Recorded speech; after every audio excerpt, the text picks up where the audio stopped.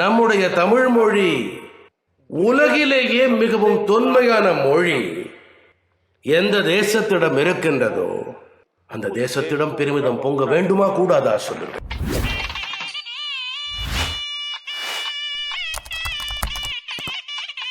செம்மொழி வலையொலி YouTube channel.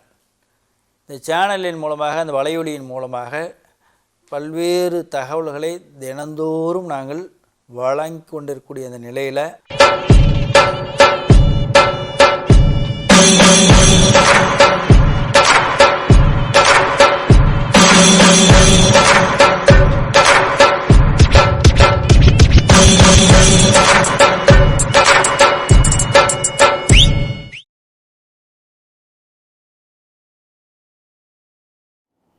பறவைகள், நூற்றுக்கணக்கான பறவைகள் ஒலி எழுப்பி கிடந்தன, சத்தமிட்டு கொண்டிருந்தன.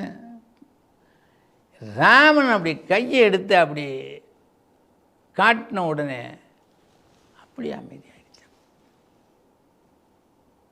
இது அகநானூற்றிலே சொல்கிறேன். ஏன்டா இந்த ராமன் கதையை இங்கே வந்து பூத்துறாண்டான்னா, இப்போ தோழி தலைவிகிட்ட சொல்கிறா. நான் ஏற்கனவே சிலப்பதிகாரம் சொல்லும் பொழுதெல்லாம், நேயர்களே, உங்களுக்கு தோழின்னா யார், தலைவின்னா என்ன, களவுன்னா என்ன, கற்புன்னா என்ன விளக்கமாக சொல்லியிருக்கேன். இருந்தாலும் சுருக்கமாக சொல்கிறேன். ஒரு பையனுக்கும் ஒரு பெண்ணுக்கும் தொடர்பு ஏற்பட்டுருச்சு. 2 மாதத்துக்குள்ளே அவங்க கல்யாணம் பண்ணிக்கணும். இவன் 1.5 மாதம் ஆயிடுச்சு, இவன் கல்யாணம் பண்ணிக்காமல் வந்து போய்கிட்டு இருக்கிறேன். இந்த விஷயம் அந்த ஊருக்கு, கிராமத்தில் நல்லா கொஞ்சம் கொஞ்சமாக தெரிஞ்சு போச்சு.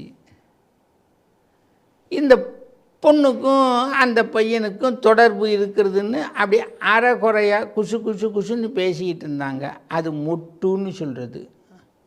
இப்போ மொட்டுன்னா பூ மொட்டு வந்துடும் காம்புலேருந்து. அது மலர்ந்துச்சுன்னா மலர். இப்போ இந்த பையனுக்கும் பெண்ணுக்கும் இருக்கிற தொடர்பு சில பேர் அப்படி குசுன்னு பேசிக்கிட்டு இருந்தாங்க. அம்பல்னு சொல்கிறது அதை. அதாவது ஒரு பூ, அந்த பருவம் வந்து மொட்டாக இருக்கிறது. இந்த குசுன்னு ஒரு 4 பேர் பேசிக்கிட்டு இருந்தாங்கல்ல, இந்த 4 பேர் 8 பேர் 16 32ன்னு இந்த பையனுக்கும் இந்த பொண்ணுக்கும் தொடர்பு இருக்கிறது எல்லாரும் பேசிக்கிற அளவுக்கு வந்து போச்சு. அது அலர், ஒரு மொட்டு மலருவது போல். மலர்ந்தால் தானே வாசனை இருக்கும். இந்த மாதிரி இவர்களுடைய தொடர்பு அலராயிற்று. எல்லாரும் பேச ஆரம்பிச்சிட்டாங்க. தலைவிக்கு வருத்தமாக இருக்கும் இல்லை, இவன் குறிப்பிட்ட காலத்தில் வந்து கல்யாணம் பண்ணியிருந்தான்னா இவங்கெல்லாம் இப்படி நம்மளை பேச வேணாமேன்ட்டு. இப்படி இவர்கள் வருத்தப்பட்டு கொண்டிருக்கின்ற காலத்தில் தலைவன் அவனுடைய அம்மா அப்பா பெற்றோர்களை இந்த பெண்ணை கேட்டு அனுப்பிட்டான். இந்த செய்தி தோழிக்கு தெரிஞ்சு போச்சு. ஆஹா, இந்த ஊர் நம் தலைவியை பற்றி அலர் பேசியதே, இந்த தொடர்பை கொச்சைப்படுத்தி பேசியதே, பழி சொல்லியதே, அந்த சொல்லெல்லாம் இன்னுமே அடங்கிடும். என்னப்பா மனம் பேச வந்துட்டாங்க. மனம் பேச வந்த உடனே முறைப்படி மனம் பேசுவார்கள், கல்யாணம் ஆகும். ஆதலால் இனிமேல் நம்ம தலைவியை பற்றி இந்த ஊர் மக்கள் பேசுகின்ற பேச்சு கிடையாது, அடங்கி போயிடும். அது எப்படி அடங்கி போகும்னா, ஆலமரத்தின் கீழே இருந்து ராமன் ஆலோசனை செய்து கொண்டிருந்த காலத்தில் அந்த பறவைகளுடைய ஒலியும் கூச்சலும் அவனுக்கு இடையூறாக இருந்து அவன் கை கவிப்ப அந்த ஒலி அடங்கியது போல இப்போ இந்த பழி கூறுகின்ற சொற்கள் பேச்சுகள் அடங்கி போயிடும்னு தோழி சொல்கிறா தலைவிகிட்ட. இதுதான் காட்சி. இதைத்தான் இந்த புலவர் அவ்வளவு அழகாக பேசுகிறான் பாருங்க. வெண்வேல் கௌரியர் தொல்முது கோடி முழங்கு இரும் பௌவம் இறங்கும் முன்துறை. வெண்வேல் கௌரியர் தொல்முது கோடி, வெற்றி பொருந்திய வேலை உரிய பாண்டியர்களுக்கு உரிய வளைந்த அந்த கடல் கரை. இப்போ ராமேஸ்வரம், தனுஷ்கோடி அங்கேருந்து தான் நீங்கள் சேது பாலம் கட்டியிருக்கிறான். இன்றைக்கி கிட்டத்தட்ட அறிவியல் பூர்வமாக அந்த பாலம் இருப்பதாக ஒத்துக்கொண்டிருக்கிறார்கள். அதை கம்பனில் ரொம்ப அழகாக சொல்கிறான். இப்போ பாம்பு எங்கேயாவது நேராக நீட்டாக அப்படி கொஞ்சம் கூட வளைவு இல்லாமல் படுத்து கிடக்கிறத பார்த்துருக்கிறீங்களா யாராவது? அது மலைப்பாம்பாக இருந்தாலும் சரி, தண்ணி பாம்பாக இருந்தாலும் சரி, அது வளைஞ்சு தான் படுத்து கிடக்கும். அந்த மாதிரி சேதுவும் அந்த மாதிரி அந்த சேடன் என்ற உலகத்தை தாங்குகின்ற அந்த பாம்பு அணையாக படுத்து கிடக்கு தான் மிதந்து அப்படி வளைஞ்சு அப்படி வளைந்து போகின்ற அந்த பாலம் கட்டுவதற்காக அந்த கடல் கோடுன்னா வளைவுன்னு அர்த்தம். கடல் அப்படித்தானே வளைஞ்சு போகும். அந்த பகுதியில் உட்காந்துருக்குறாங்க. வெண்வேல் கௌரியர் தொல் முதுகோடி முழங்கு இரு பௌவம் இறங்கும் முன்துறை. முழங்கும் பௌவம் அப்படியே அலைகள் அடித்து ஒலி எழுப்புகின்ற அந்த கடற்கரை துறையில் வெல்போர் இராமன் அருமறைக்கு வெல்லுகின்ற போருக்கு ஊறிய ராமன் அருமறை என்று சொன்னால் இரகசியமாக பேசி கொண்டிருக்கின்ற அந்த ஆலோசனைக்கு ஆவித்த பல்வீழ் அலம் போல ஆலோசனைக்கு இடையூறு இல்லாமல் கூச்சலிட்டு கொண்டிருந்த பறவைகள் தங்கள் ஒலிகளை ஓசைகளை கூச்சலை அடக்கி கொண்டது போல ஒலி அவிந்தன்று இவ் அழுங்கல் ஊரே. இந்த புறம் பேசிக்கொண்டிருக்கின்ற இந்த ஊர் வாய் அடங்கியது அப்படின்னு இந்த தோழி தலைவிகிட்ட சொல்வதாக இந்த பாடல். அருமையான பாடல். இதில் இந்த ராமாயண காட்சியை கொண்டு ராமனுடைய கை அசைவுக்கு அந்த பறவைகள் ஒலி அடங்கியது போல தலைமகன் மனம் பேசி வருகிறான். அந்த சொல்லை கேட்டு இந்த ஊர் தன்னுடைய அலரை தன்னுடைய பேச்சை அடக்கி கொண்டது என்று பேசுகிறார். வெண்வேல் கௌரியர் தொல்முதுகூடி முடங்கிரும் ஒவ்வும் இறங்கும் முன்துறை வெல்போர் இராமன் அருமறைக்கு அவித்த பல்வீழ் ஆலம் போல ஓலி அவிந்தன்றி இவ் அழுங்கல் ஊரே. அருமையான இடம். அன்பர்களே, இந்த புறநானூறு அகநானூறு என்று இவற்றை தாண்டி சங்கம் மருவிய நூல்கள், அதாவது சங்ககாலத்து நூல்களும் இல்லாமல் ரொம்பவும் பிற்பட்ட காலத்து நூல்களும் இல்லாமல் சங்கத்தை தொட்டு வந்த நூல்களை சங்கம் மருவிய நூல்கள்னு சொல்லுவோம். அது சிலப்பதிகாரம், மணிமேகலை, இவையெல்லாம் சங்கம் மருவிய காலத்தில் எழுந்த காப்பியங்கள் என்று இலக்கிய வரலாற்று ஆசிரியர்கள் சொல்லுகிறார்கள். சிலப்பதிகாரத்தில் பல இடங்களிலே இந்த ராமகாரை பேசப்படுகிறது. அதில் ரொம்ப அருமையான இடமெல்லாம் உண்டு. அதில் முக்கியமாக கோவலனும் கண்ணகியும் புகார் நகரை விட்டு புறப்பட்டு மதுரைக்கு சென்று விட்டார்கள். எங்கே போனாங்கன்னு இப்போ புகார் நகரம் பூரா அவங்க அப்பாவுக்கும் அம்மாவுக்கும் ஏக்கம். மிகப்பெரிய செல்வந்தர்களெல்லாம் மாசாத்துவனும் மாநாயகனும் இவர்கள் இரவோடு இரவாக புறப்பட்டு போய்விட்டார்கள். எங்கே போனார்கள் என்று தெரியாமல் திண்டாடி நாலா பக்கமாக ஆளை அனுப்புகிறாங்க. இந்த செய்தி மாதவிக்கு கிடைக்குது. ஆனால் அடுத்த நாள் காலையிலே இவங்களை காணுமே. உடனே அவங்க ஆளை அனுப்புகிறான். இந்த செய்தி உடனே நம்ம மாதவிக்கு கிடைக்க அவளை போய் பார்த்தான். அந்த கோசிகமானி என்று சொல்லப்படுகின்ற ஒரு அந்தணன் அவனுக்கிட்ட, ஐயா நீனும் போய் கொஞ்சம் பார்த்துட்டு வா, எங்கே போனான் ஐயா ஆள்னு தெரியலேன்னு சொல்லி அனுப்புகிறா. அவனும் அந்த செய்தி எடுத்துக்கிட்டு இவன் ஓரளவுக்கு இந்த மதுரைக்குத்தான் போயிருப்பான் என்ற கணிப்பிலே கோசிகமானி மதுரையை தேடிக்கொண்டு வருகிறான். நடுவிலே பார்க்கிறான். அப்படி பார்த்து கோவலன்ட்டே பேசுகிறான். அப்போ அந்த கோசிகமானி இந்த கோவலன்ட்ட சொல்லுவது போல இந்த ராமகாதையை பேசுகிறார் இளங்கோவடிகள். பெருமகன் ஏவல் அல்லது யாங்கனும் அரசே தஞ்சம் என்று அருங்கான் அடைந்த அருந்திரல் பிறந்த அயோத்தி போல. பூம்புகார் நகரம் எப்படி இருக்குது தெரியுமா? இப்போ ராமனை பிரிந்த அயோத்தி போல துன்பப்பட்டு கொண்டிருக்கிறது. ஏன்னா ராமனை பிரிந்தது தசரதனும் தசரதனுடைய மனைவிகளும் இல்லை, அயோத்தியே அறுத்தப்பட்டது என்பது கம்பன் காட்டுவான். அதையெல்லாம் சொல்ல முடியாது, அந்த அளவுக்கு சுவையாக இருக்கும். அதுபோல் இப்போ பூம்புகார் நகரம் இருக்கிறது என்றும், அப்புறம் நம்ம கவுந்தியடிகளுடைய கூற்றிலே வைத்து நீ ராமன் போல நலன் போல மனைவியை பிரிந்தா வந்திருக்கிறாய், இல்லையே, நீ மனைவியோட தான் வந்திருக்கிறாய், நீ கவலைப்படாத அப்படின்னு கவுந்தியடிகள் நம்ம கோவலனுக்கு ஒரு சமாதானம் சொல்லுகிறாள். தாதை ஏவலின் மாதுடன் போய் காதலி நீங்க கருந்துயர் உழந்தோன் வேத முதல்வர் பயந்தோன் என்பது நீ அறிந்திலையோ. தாதை ஏவலின் மாதுடை தசரதன் கட்டளையின்படி தன் மனைவியாகிய சீதையுடன் சென்று காதலி நீங்க கடுந்துயர் உழந்தோன், அந்த சீதையை ராவண கொண்டு போட்டான். அப்போ கடும் துயர் இழக்கிறான் இந்த ராமன். அவனை போலையும் நீ இல்லையே, அவன் 14 வருஷத்தில் 13 ஆண்டுகள் சீதையோடு தானே காட்டில் இருந்தான், நீ அப்படி இல்லையே, மனைவியை பிரிந்து இப்பது அப்படின்னு அவனை தேற்றுவது போல இருக்கிறது. ரொம்ப அருமையான பகுதிகள் இதையெல்லாம் பல இடங்களிலே சொல்லுவார்.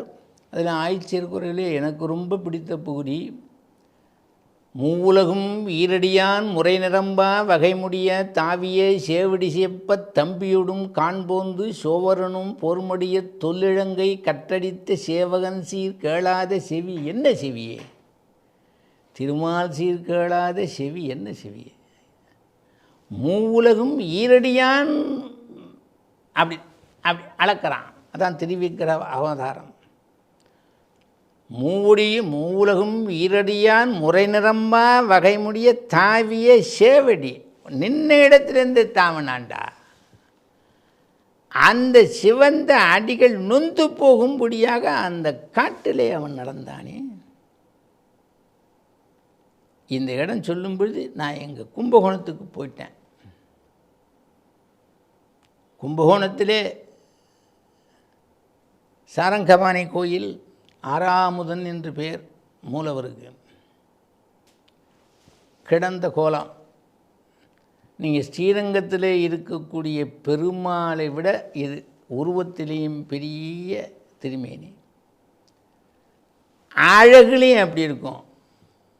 என்ன, ஸ்ரீரங்கத்தையும் போத்துட்டு எங்கள் கும்பகோணத்துக்கு ஆறாமுதனையும் வந்து பார்க்கணும், அப்போ தான் தெரியும் அது. அதனால தான் இந்த கும்பகோணத்திலே கிடந்த குளத்தில் இருக்கக்கூடிய பெருமானுக்கு ஆறா அமுதன்னு பேர். ஆறான்னா திருப்திப்படாதுன்னு அர்த்தம், திருப்தியே இல்லை. அமுது சாப்பிட்டா கூட திருப்தி இல்லைடான்னா, அதுபோல் இவனை பார்த்துக்கிட்டே இருக்கணும்டா. அப்பேற்பட்ட திருமேனி. 12 ஆழ்வார்களால் 9 ஆழ்வார்களாலே மங்களாசாசனம் பண்ணப்பட்ட திருக்கோயில் அது. கும்பகோணத்தை பற்றி நான் சொல்லும் பொழுது நான் பல விஷயங்கள் உங்கள்கிட்ட சொல்கிறேன்.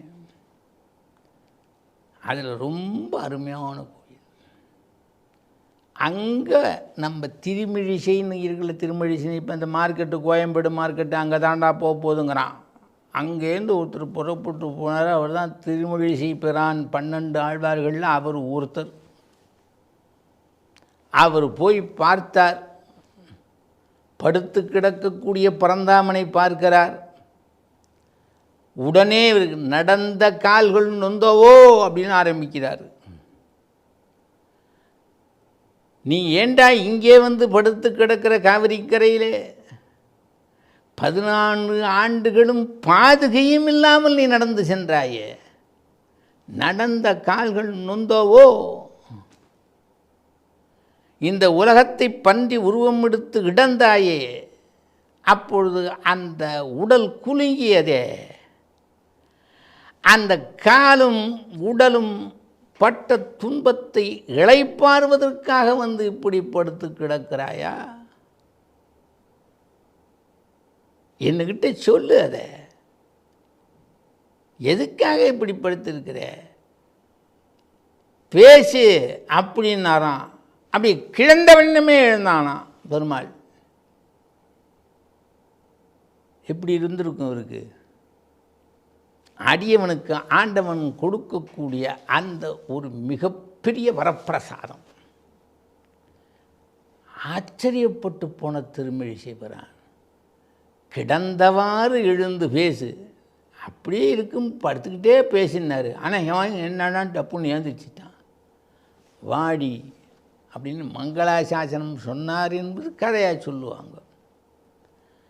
அப்பேற்பட்ட அந்த ராமன் மூலகும் ஈரடியான் முறை நிரம்பா வகைமுடிய தாவிய சேவடி சேப்பத் தம்பியோடும் காண்போன்று சோவரனும் போர்மடிய தொல்லிடங்கை கட்டடித்த சேவகன் சீர் கேளாத செவி என்ன செவியே, திருமால் சீர் கேளாத செவி என்ன செவியே என்று இளங்கோவடிகள் அப்படியே வைஷ்ணவனுக்கு மேலே ஒரு வைஷ்ணவனமாகி திவ்ய பிரபந்தத்துக்கு மேற்பட்ட பிரபந்தமாக அவர் சொல்லுகின்ற அந்த பாடல்களிலே ராமனுடைய அந்த திறத்தையும் ராமன் பட்ட துன்பத்தையும் பேசுகிறார். அப்புறம் மணிமேகலைக்கு வந்துடுவோம். ரொம்ப நாளி நம்ம அங்கேயே இருக்க வேண்டியதில்லை. மணிமேகலையில் ரொம்ப அருமையான ஒரு இடம். சிலம்பில் இருக்கக்கூடிய சுகம் போல மணிமேகலையை அந்த சுகம் கொடுக்கா. அந்த காப்பிய கதி வேறு, இது வேறு. இதை நான் மணிமேகலை சொல்லிக்கிட்டு இருக்கும்போது உங்கள்கிட்ட சொல்லிக்கிட்டு இருக்கிறேன். இருந்தாலும் இந்த இடத்த மட்டும் சொல்லுவோம். இப்போ மணிமேகலை சமயக்கணக்கர் திறம் உரைத்தக்காரே காட்சி மாநகரத்தில் போய் உட்காந்துருக்கிறா. ஒவ்வொரு சமயத்தை சார்ந்தவர்களெல்லாம் வந்து அவளுக்கிட்ட அவங்கவுங்க எந்தெந்த சமயத்தை சார்ந்திருக்கிறோம், எங்களுடைய கொள்கைகள் என்னன்னு சொல்லுகிறார்கள். இதெல்லாம் அந்த பொண்ணு கேட்டுக்கிட்டு இருக்கா. அவளை தான், வேறு ஒன்றும் பதில் சொல்கிறது கிடையாது.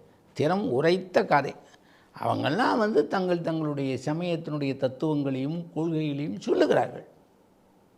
இதை ஒரு பெருசாக போயிட்டுருக்கும் நம்ம மணிமேகலையில். அதில் அளவைன்னு சொல்லுவாங்க. இந்த ஒவ்வொரு சமயத்துக்கும் ஒரு லாஜிக். தர்க்க நூல்னே ஒரு நூல் உண்டு, தர்க்கத்துக்குன்னே ஒரு படிப்பு உண்டு. அதெல்லாம் இப்போ கிடையாது. தர்க்கம், வாதிடுதல். இப்போ நம்ம கோர்ட்டில் போய் ஆர்குமெண்ட்டுன்னு சொல்கிறோம் பாருங்கள், அதுதான். ஆனால் இப்போ ஆர்குமெண்ட்டுங்கிறது வேறு, அந்த காலத்து ஆர்குமெண்ட் லாஜிக். அதாவது வந்து அவன் சொல்லுகின்ற அளவைகள்.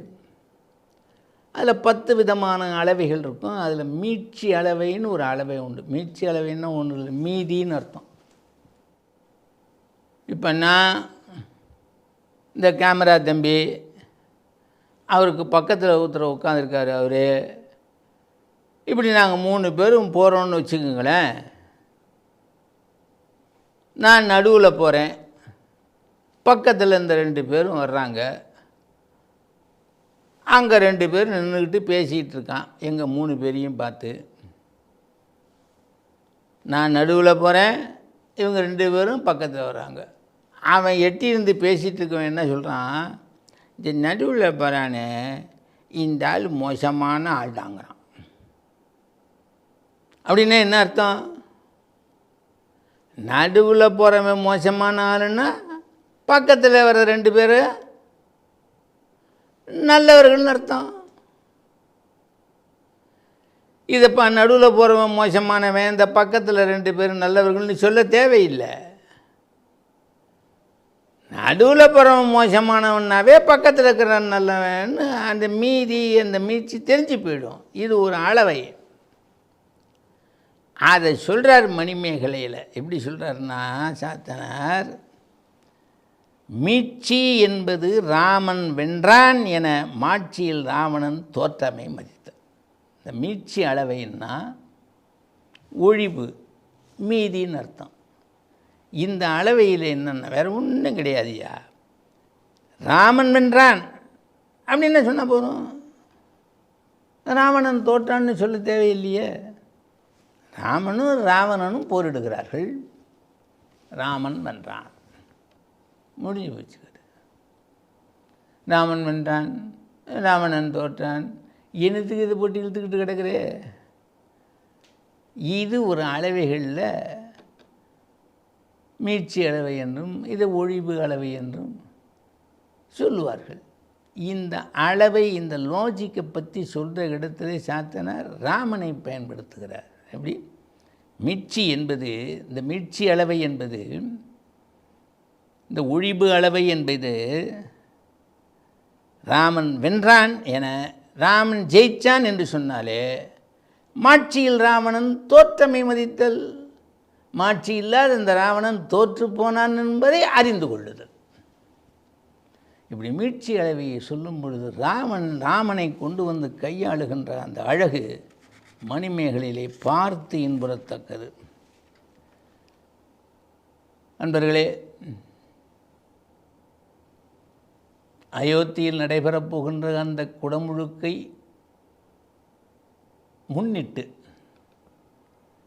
இன்று உங்களோடு நமது பண்டைய இலக்கியங்களிலே, செவ்வியல் இலக்கியங்களிலே ராமகாதை எவ்வாறு அந்த புலவர்களால் சொல்லப்படுகிறது, பயன்படுத்தப்படுகிறது என்பதை பகிர்ந்து கொண்டேன். இந்த பாரத தேசம் வாழட்டும், ராமன் புகழ் ஓங்கட்டும். ஏனென்றால் ராமன் அப்பேற்பட்டவன். அவன் யாருக்கும் சொந்தமல்லை, எல்லாருக்கும் சொந்தமானவன். யாருக்கும் தனி உரிமை அல்லன், எல்லாருக்கும் உரிமை உடையவன்.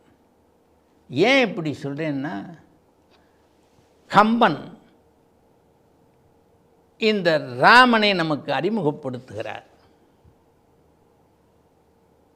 முதல்ல பார்க்கலாம், மற்ற ஆசிரியர்கள், மற்ற காவியத் தலைவர்கள்லாம் தங்கள் காவியத் தலைவர்களை புஜ பல பராக்கிரம உடையவன் என்றும் வரம் பல பெற்றவன் என்றும் அவர்கள் வைத்திருக்கின்ற அந்த ஆற்றல் மிகப்பெரியதென்றும் 10 யானைகளை ஒரு கையால் பிடித்து தூக்கி கடாசுவார்கள் என்றெல்லாம் வர்ணிப்பார்கள். ஆனால் கம்பன் நமது நாயகனாகிய ராமனை நமக்கு அறிமுகப்படுத்தும் பொழுது நடையில் உயர் நாயகன்,